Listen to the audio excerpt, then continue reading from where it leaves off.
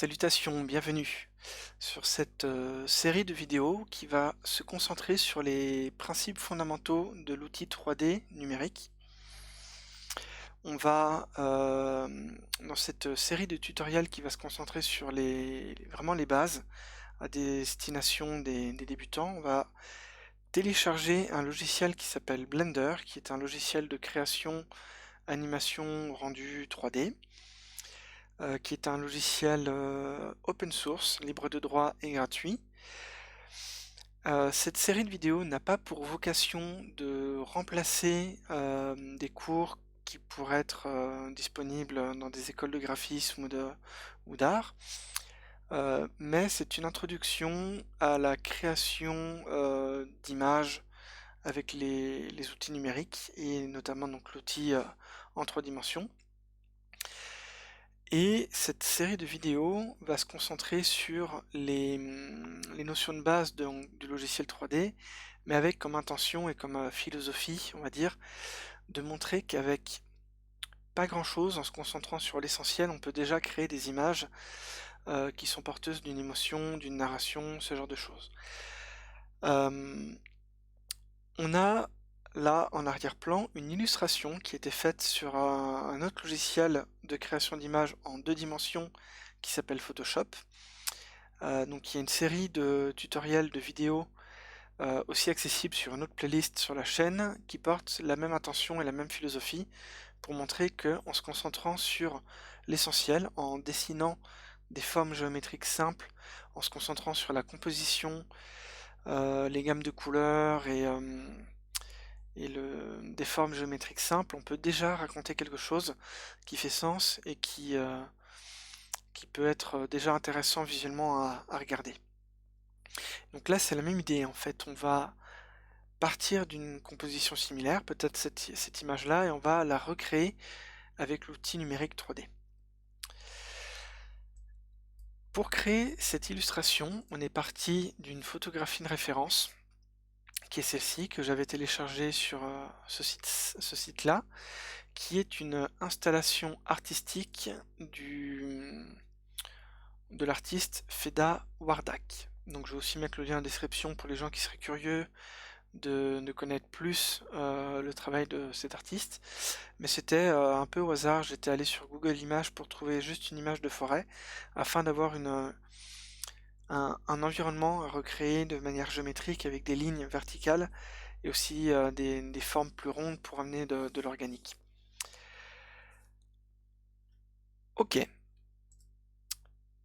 Donc cette première vidéo, c'est vraiment une introduction dans les grandes lignes de l'outil numérique 3D.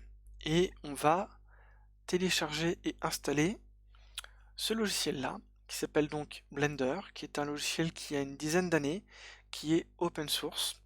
Ça veut donc dire qu'en fait son code source du logiciel est gratuit, libre d'accès à tout le monde, et il n'appartient à personne. Donc il ne peut pas y avoir une grosse société qui le rachète pour le rendre payant et devenir propriétaire. En fait, légalement, le code source du logiciel est accessible à tout le monde et donc n'importe qui peut en modifier le code source et le partager pour en faire bénéficier la communauté. L'intérêt de ce logiciel-là, c'est qu'il est gratuit et il a eu une sorte de grosse mise à jour depuis la version 2.8 il y a à peu près 2 ans. C'était pendant longtemps à tort considéré comme un logiciel plus ou moins amateur et il commence à être de plus en plus utilisé dans un cadre professionnel dans l'industrie, aussi bien dans le monde du jeu vidéo que dans le cinéma d'animation, ce genre de choses. Il y a plusieurs logiciels qui existent sur le marché, il y a notamment Maya, 3ds Max ou ZBrush pour ne citer que eux, mais il y en a plein d'autres. L'intérêt de Blender, c'est que c'est un logiciel qui est très facile d'accès. Il est très complet et pourtant, quand on commence à découvrir le logiciel lorsqu'on est débutant, on n'est pas perdu. C'est un logiciel qui est assez intuitif et assez ergonomique dans son approche. Et les outils, on va dire, importants et fondamentaux pour créer des volumes simples en 3D sont accessibles de manière assez évidente et de manière très simple. et c'est ce que j'aimerais montrer dans cette série de premières vidéos. Donc si vous allez sur internet, sur Google ou Safari ou n'importe quel moteur de recherche, que vous soyez sur PC ou sur Mac, vous cherchez Blender et vous allez très vite tomber sur le site. Donc www.blender.org, pareil, le lien est en description de la vidéo. Vous arrivez sur la page d'accueil où il y a des informations sur les dernières mises à jour, les projets créés, les futures intégrations dans le logiciel. Mais vous avez juste besoin de cliquer sur télécharger, donc la version 2.93 ou plus. Les versions sont relativement bien compatibles entre elles. Ça fonctionne que vous soyez sur Mac ou PC, et je crois que le site va détecter automatiquement si vous travaillez sur un ordinateur portable. Il va vous proposer une version adaptée. Donc, on télécharge cette version-là. C'est un logiciel qui est très complet et pourtant qui est très léger, donc l'installation et le téléchargement est très rapide. J'aurais peut-être dû commencer par là, c'est pas grave, je vais combler. On a ici le créateur de Blender, je crois que c'est une société qui est allemande. C'est un logiciel qui est très régulièrement tenu à jour, voilà, avec beaucoup d'outils directement intégrés et des plugins facilement installables et accessibles si jamais vous voulez compléter la gamme d'outils pour poursuivre l'exploration de ce logiciel.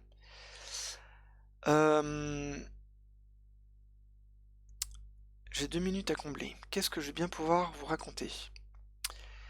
Ça va être une série de vidéos pas vraiment montée et qui va se faire de manière assez intuitive. Euh,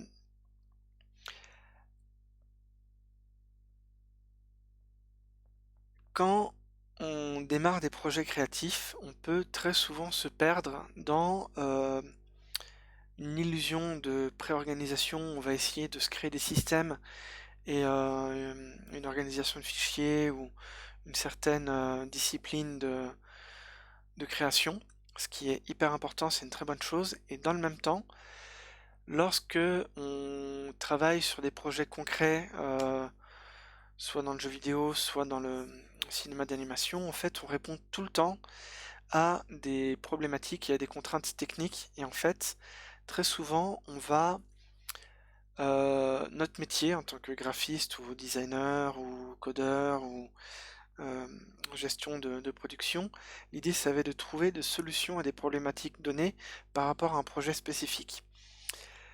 Là, c'est ce qu'on va essayer de simuler entre guillemets ici en partant d'une illustration qui sera notre concept art qu'on va essayer de recréer en 3D.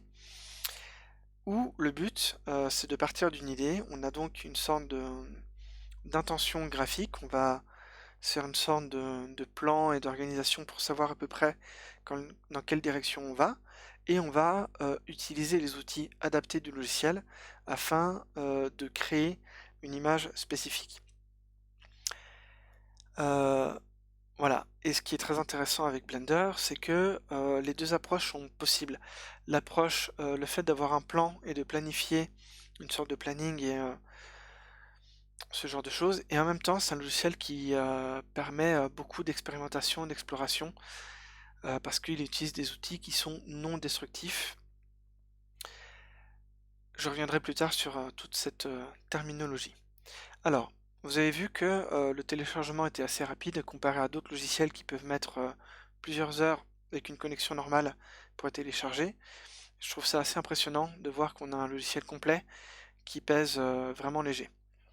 Alors, ce fichier-là, vous pouvez le retrouver dans votre dossier téléchargement si vous êtes sur PC, ou bien il va vous le mettre ici, vous pouvez cliquer dessus. Donc, vous double-cliquez.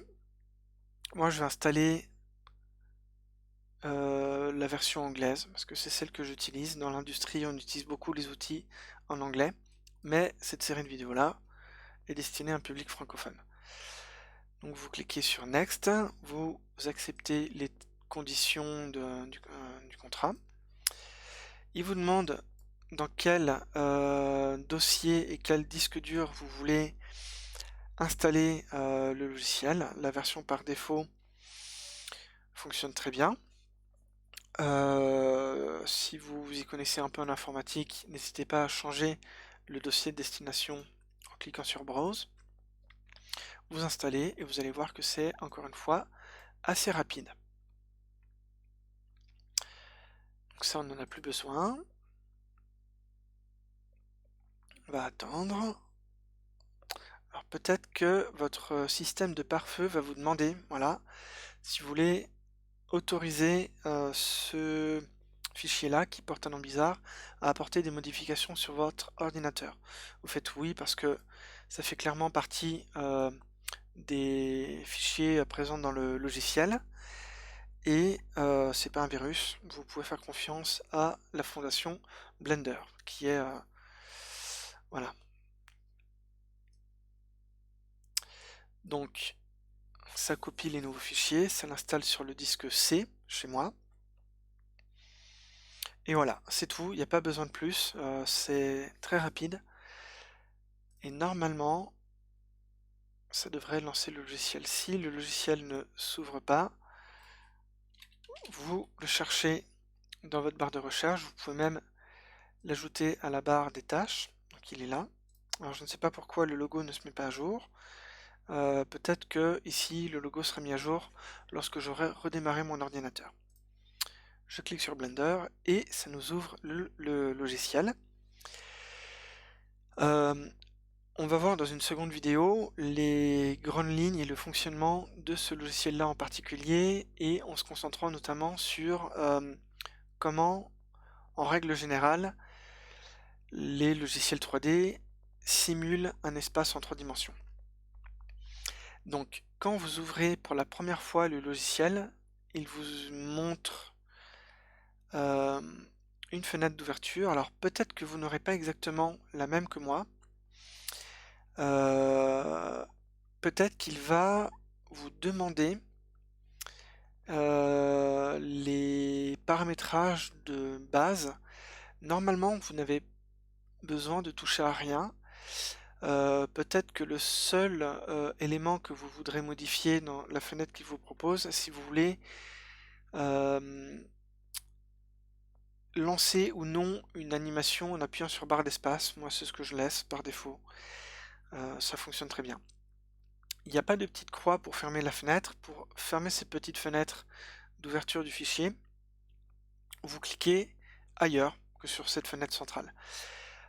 Et donc, lorsque vous ouvrirez le logiciel sur les prochaines fois, il vous mettra les types de presets disponibles à la création d'une nouvelle scène 3D, ainsi qu'un récapitulatif des derniers fichiers de travail pour rapidement ouvrir un fichier 3D sur lequel vous aurez déjà travaillé. Nous, on n'en a pas besoin, on a juste besoin de cliquer dans le vide, ailleurs, et la fenêtre disparaît. Et donc nous voilà dans le logiciel Blender avec l'organisation des fenêtres de travail par défaut. Je vais très rapidement faire un tour d'horizon de ce qu'on voit là et on va commencer à voir leurs spécificités de chaque fenêtre dans une seconde vidéo. Comme dans tout logiciel informatique, j'ai envie de dire, que ce soit Windows ou Mac, on a tout le temps en haut une ligne qui va nous permettre de créer un nouveau document, d'en ouvrir un, de faire ce genre de choses. On a un petit logo qui correspond à Blender qui est quelque chose assez spécifique au logiciel que j'utilise jamais. Donc on retrouve des menus déroulants, enfin pas des menus déroulants mais des fenêtres qui peuvent s'étendre comme dans n'importe quel logiciel. On a différents presets d'espace 3D. On va pour le moment rester sur le preset layout. On a la fenêtre principale qui est ici l'espace en 3 dimensions en tant que tel, avec un cube central qui est le cube par défaut créé par Blender, des outils sur les côtés, voilà, il y a pas mal d'options. On a ici une timeline qui est un, un peu comme quand vous lancez une vidéo ou un film sur votre ordinateur, vous avez le temps euh, voilà, la timeline de la vidéo. C'est pareil sur YouTube. Vous pouvez choisir à quel moment de la vidéo vous voulez accéder. Ici, c'est la même chose, sauf que c'est en lien avec l'animation qui sera potentiellement créée dans votre scène 3D. On a ici un récapitulatif écrit des éléments présents dans la scène 3D. On verra ça après. Et une fenêtre de travail qui va permettre de travailler les propriétés de notre scène 3D, l'environnement du monde 3D, ainsi que des options spécifiques à l'objet 3D qui est en cours de travail. Euh, Ça fait pas mal d'icônes, pas mal d'éléments. Rassurez-vous, on va prendre le temps de regarder dans les grandes lignes ces 3-4 fenêtres principales. En vrai, c'est assez ergonomique. Il y a plein d'autres options qui sont cachées dans des menus, qui peuvent être accessibles facilement, mais dont vous n'avez pas besoin pour le moment. Et les éléments qui sont visibles directement dans dans ce layout prédéfini par le logiciel sont vraiment bien pensés et voilà, vous avez de manière accessible tous les outils nécessaires pour commencer à créer des illustrations en 3D de manière simple. Voilà, donc je vous remercie chaleureusement d'avoir regardé cette première vidéo et on se retrouve tout de suite dans une seconde vidéo. Merci.